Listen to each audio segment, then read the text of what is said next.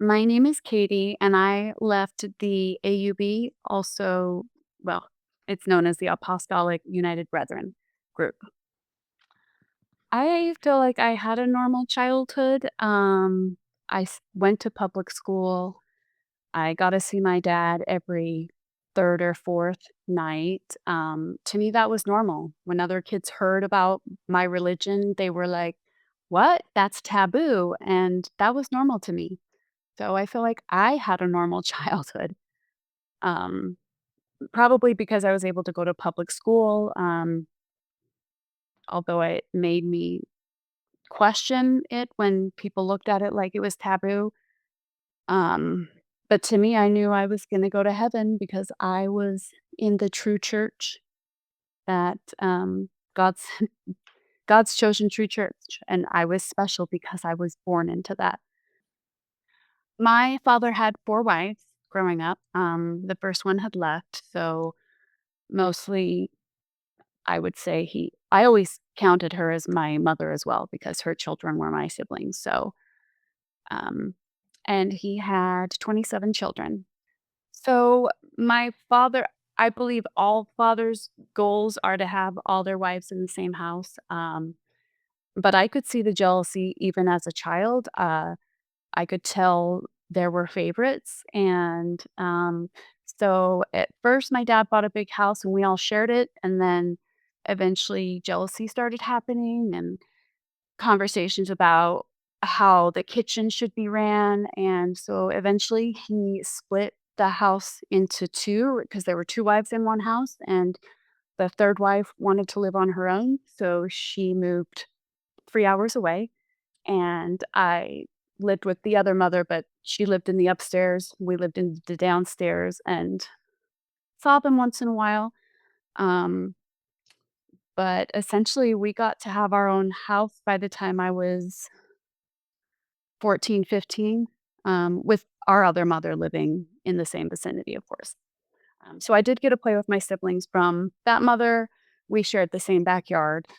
But yeah, essentially, we got to have our own space because of the jealousy and the women. So I was raised being able to wear traditional clothes. We did not have to wear the dresses or the pants underneath the dresses that I saw a few other religions like mine. And we did not have to wear our hair a certain style. But my father did want us to be modest. So if we wore shorts, they had to be to our knees. If they were a little shorter, then my other mother would add lace to make them a little longer, so that they would cover our knees. Essentially, he just wanted us to dress modest. So we dressed modest. I got to wear normal clothing. And thankfully, my mother was the same. Like, she wanted us to not stand out. But my other mother, she did have her children dress a little more modestly. She liked her kids to wear long sleeves so that they could practice wearing the garments when they got older because in my group growing up, well, I'm not sure how the other plural marriage groups were, but my group growing up, um, the garments were long sleeved and long pants. Of course, we didn't have to wear them until we got married. But yeah, I was able to wear traditional clothes and not look like a polygamist kid. So my sister from another mother who was my age when we went to school, she would dress a little differently, just long sleeves and long pants. And people would say, "Wait, you're related to her?" Because my mom let me dress a little bit more casual and cute. So I didn't feel like I stood out like a polygamous child, essentially. They do have their own temple. They turned a house into the temple, where they blessed it. They put beautiful paintings in it. I've never been in there. I just knew I had a grandmother that did some paintings in there. And yes, they had their own temple, and the temple prep class was to go in and I'm not even sure. I feel like they were just preparing to want to go through the temple, I guess. I wasn't sure if I wanted to go through the temple right away when I married, so I never attended one of those classes. But yes, we have our own they have their own temple, that They do when you get married, they do the same thing in the Mormon church where they go through the temple and get their garments and, they do all the gestures. I'm not sure how close it is to the Mormon church, but yeah, like back in the '70s, I believe someone went through the Mormon temple to learn the things that needed to be in our temple. So, yeah. Growing up as a teenager, they did have temple prep classes. I never attended, but I did attend Bible study classes to go over the scriptures and learn more about why plural marriage was the right way to go. I did not have to work. My goals were to marry, either be a second wife. Of course, I wanted to be the first wife, but I knew that might not be a possibility. So I believe in my teens, I was just ready to get married and be a wife. I did not have any other goals, just to be the favorite wife as well. But no, we did not have to work. I was not forced to work for the group or anything like that. I feel again that I had a regular teenage life. I got to go work when I was 16. My dad really didn't want me to work. But I would tell my mom I want to make money and buy a car and everything. And so she convinced him to let me go work publicly. And my younger sisters as well. We were able to work when we wanted, but not for our group. We did not ever have to go work for the doctrine or the group that I was raised in. And I remember some of the Kingstons come into one of our dances, and we were all, like, kind of avoiding them like the plague, like, "Oh, they're the Kingstons." But all we know is what we were told about the Kingstons when I was young, so which is so weird because when you have a new convert in our church, the women would swarm the girls because we're related to everybody else. So we'd be like, "Oh, a new convert. Yes, this is the one in true church, and you're cute." Back in the day, they did. I know they don't anymore. I don't know how and why they were allowed. I think they were just a little bit more lenient back then and didn't realize that they needed to be a little bit more secure. One family came in and they had tattoos all the way, up and down their bodies, and our group let them, like, they convinced the group, "Hey, we believe this way. Can we go through the temple?" And so they let them go through the temple, and that's a sacred thing.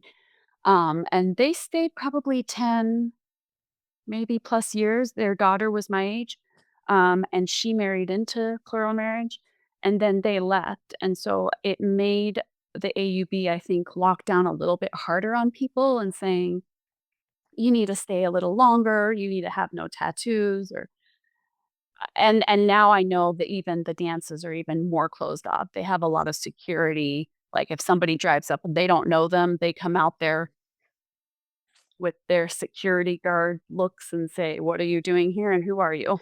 And especially because have a lot of, I believe, publicity too, maybe people coming in and gawking at it. So I think they started closing in on that more like the last 20 years, it feels like, and it's just gotten more stricter. But yeah, it is crazy to think that they used to allow just anybody come in. I was once at a dance with a boy and he grew up in the group, but the leader of the dance, she came up to me and told me my skirt was a little too tight, which was weird because it looked like a great modest skirt. And the boy I was with, he was like, excuse me, I happen to think her skirt looks nice." And she turned to him and she was like, "Who are you, young man? Do you even belong here?" And she was like horrified, but he was like, "Yes, I'm so and so. My father sits on the council."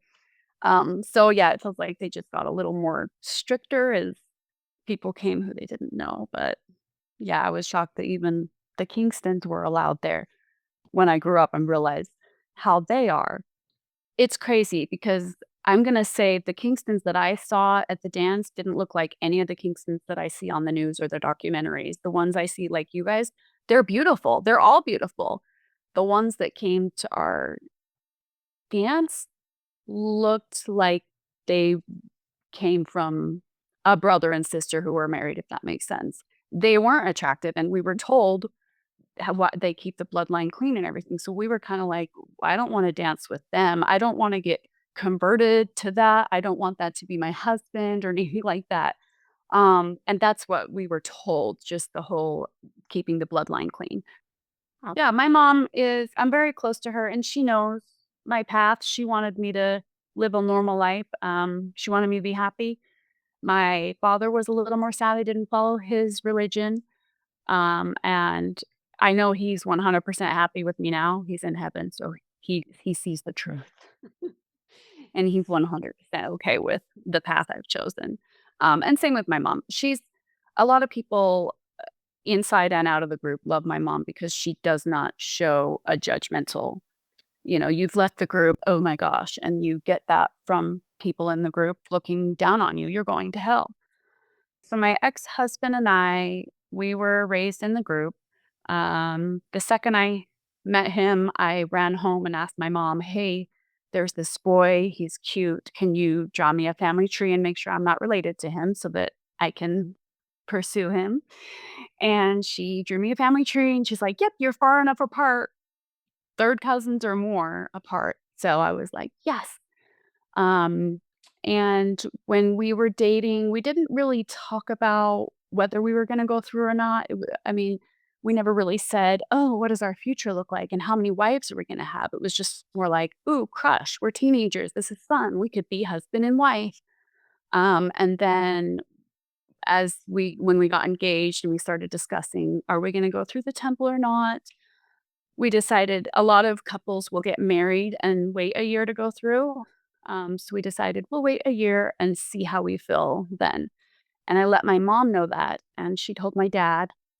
And so he told her to talk to me and say, he said, "Will you let Katie know that she could still go through and she can still sleep naked with her husband and she can still shower naked with her husband. She doesn't have to wear the garments all the time." And I believe that was his wish and desire to, have me marry in this religion to help me make it to heaven and save my soul.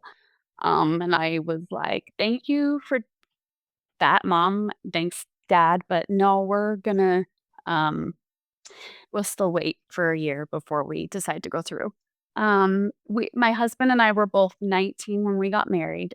He's about 6 months older than me. The reason I decided to leave and no longer stay in the group um, was basically I just wanted to have my husband to myself. I wanted a one-on-one connection, and I knew that jealousy would really get me and eat me alive, and I could see it in my mothers. I could see it in my husband's mothers, and we talked about it, and we were like discussing, do you I was talking to my husband, I would say, "Do you want to deal with all these women?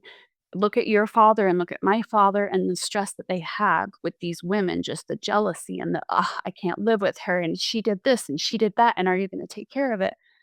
And it was a mutual agreement, mutual discussion, and he decided the same. "Yeah, I don't wanna be like my dad.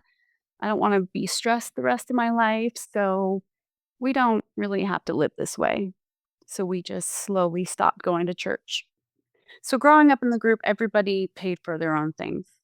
If you wanted help from the group, you could go to your bishop and ask, but usually it was, "Can you ask family members for your help? We can't help you."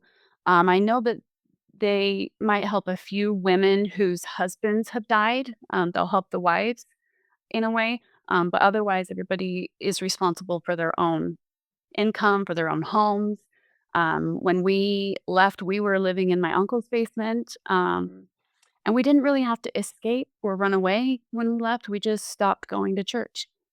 It was pretty easy, and we didn't because we made our own income and had to pay for our own things. So it was pretty easy that way, just to slowly stop going. And then we probably got questions from our parents, "Are you coming back?" or "How's it going?" And we would just say, "Yeah, we chose not to live this way." And it was accepted. I mean, I know my dad was sad, but he didn't shun me. I was still able to come to my house, and hang out with my family. I still did attend the church once in a great while because I had friends there. And I could feel the guilty eyes looking at me or the judgmental eyes. And that was a little hard to get over. It took time, but essentially it was pretty easy to just walk away. And there was no penalty.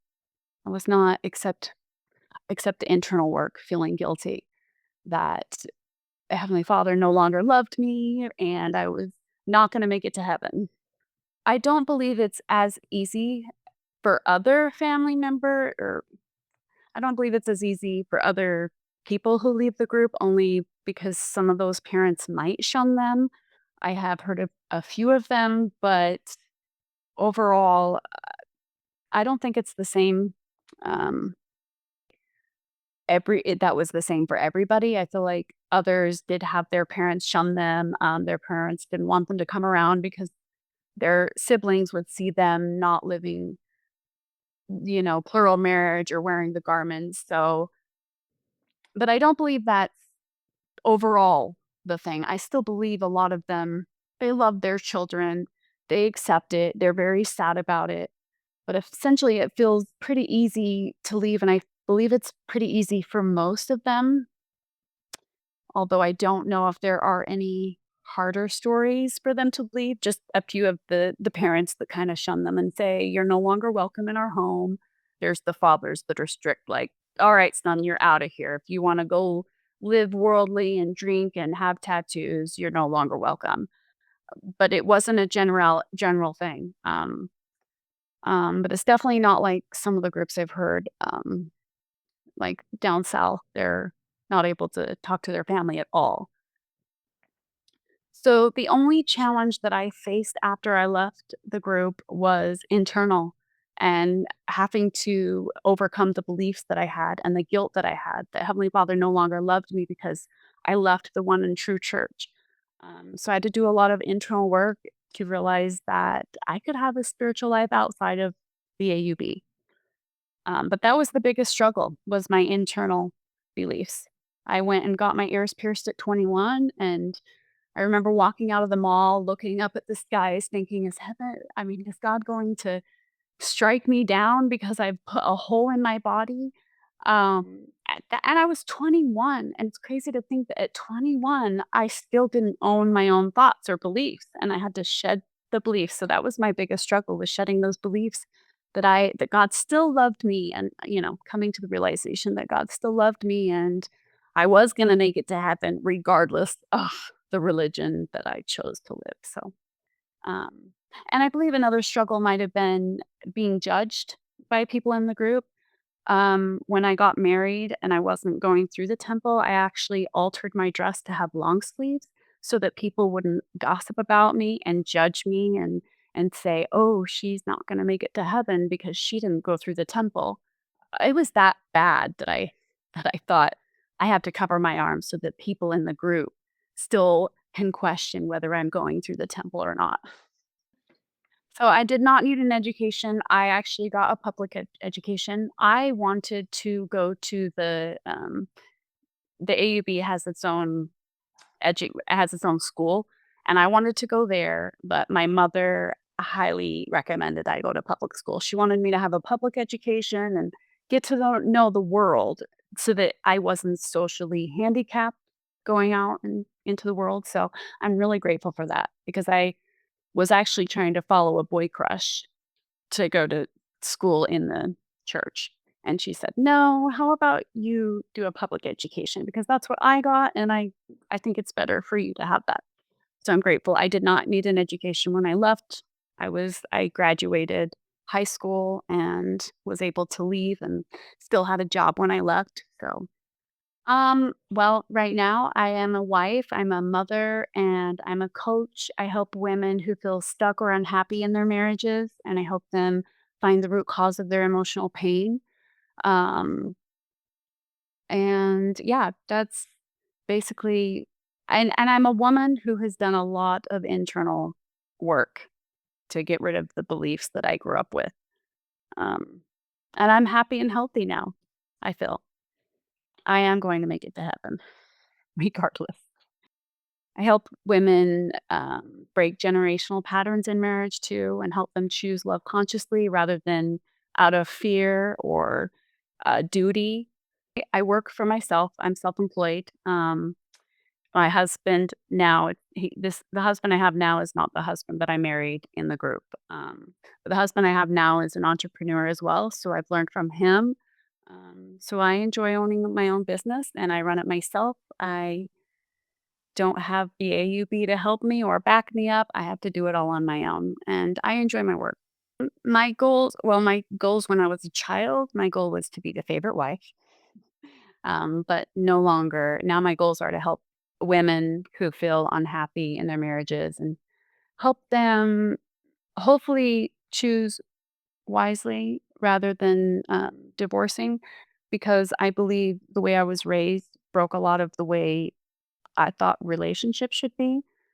So I left my first husband after 10 years and I kept chasing men and I had the same patterns when I was in the group. Every boyfriend I had, I'd find something wrong with him and I'd break up with him. And honestly, then I found my husband, I married him, and then I found something wrong with him and found a reason to leave. So after I even did a lot of more internal work after I left my first husband, and I came to the realization that we have internal pain and we can't let that decipher our life for us. So it changed the way I wanted to it changed the way I looked at marriage and I wanted to help other women do the same. So my goals are to help women look at marriage differently and hopefully make choices again from a place of love and in a happy place rather than a place of depression or sadness. My TikTok is shadow work and chickens because I have a mini homestead. Um, and I'm a wife and mother, and I want to promote happy, healthy marriages and also promote it's okay to be unhappy in your marriage. There's nothing wrong with that. You just need to take an internal look and figure out why you're unhappy. Is there resentment? My achievements that I've achieved is doing the internal work and unlearning the beliefs that I was raised with, and I'm very proud of that, and and then I created 7 chakra journals to help women who feel unhappy in their marriages, to help them go through each of their chakras and unblock the emotional pain that they're holding on to, and hopefully get them to take an internal look at themselves before they choose to leave their husbands. And I'm doing my journals are on myjourneysjournals.com. And you can also find me on TikTok under Shadow Work and Chickens. Success to me means waking up with peace in my heart and feeling emotionally safe in my relationships and in my marriage. That's success in life. Having peace and knowing peace rather than waking up and with the unknown and not sure what I'm going to do and if I'm doing the right thing in life. Because I still do that. We still wake up and go, wait, am I on the right path? So success is having that internal peace